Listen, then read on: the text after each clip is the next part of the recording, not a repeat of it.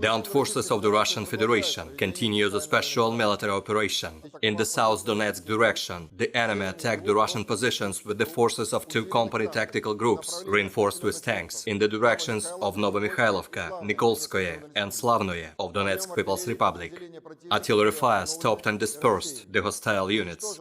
More than 40 Ukrainian servicemen, 7 armored fighting vehicles and 4 cars were destroyed. In the Nikolayev-Kryvyi Rog direction, the enemy with a reinforced motorized infantry battalion failed to attack the Russian positions in the directions of Bruskinskoye, Patrikios, Koshara, Sukhanovo and Ishchenko in Kherson region.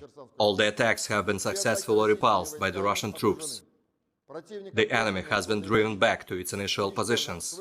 More than 90 Ukrainian personnel, 3 tanks and 8 armored fighting vehicles were destroyed. In total, 325 airplanes and 162 helicopters, 2,323 unmanned aerial vehicles, 383 air defense missile systems, 5,997 tanks and other armored combat vehicles, 874 combat vehicles equipped with MRLS, 3,517 field artillery cannons and mortars, as well as 6,720 units of special military equipment have been destroyed during the special military operation.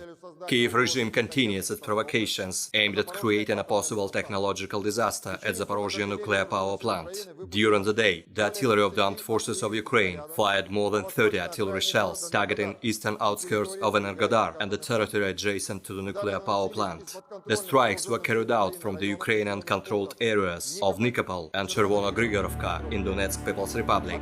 The hostile firepower has been neutralized by Russian artillery's counterattack. There are no casualties and destruction at the station. The radiation environment remains normal.